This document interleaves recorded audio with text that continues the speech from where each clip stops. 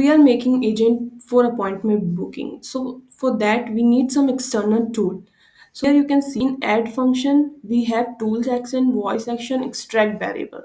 First we are going to use this tool action. So from here you have to select this cal.com. I am going to fetch all the available slots from my calendar.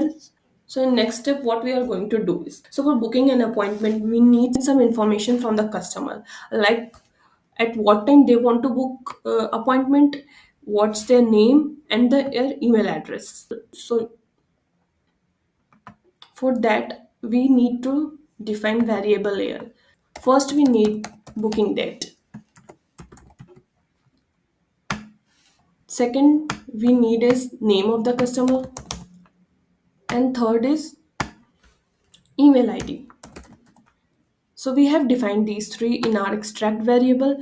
Now we are going to use this in our prompt as well for giving the AI instructions. So here in my prompt, you can see I have given the instruction extract the following details using the extract variable functions, appointment date time, full name, email address, and use the book appointment tool to book the appointment with the extracted details. Next, I'll have to add one more action here to book an appointment. And here I am going to use all the extracted information. From here, I am going to select this cal.com. Now I want to book an appointment.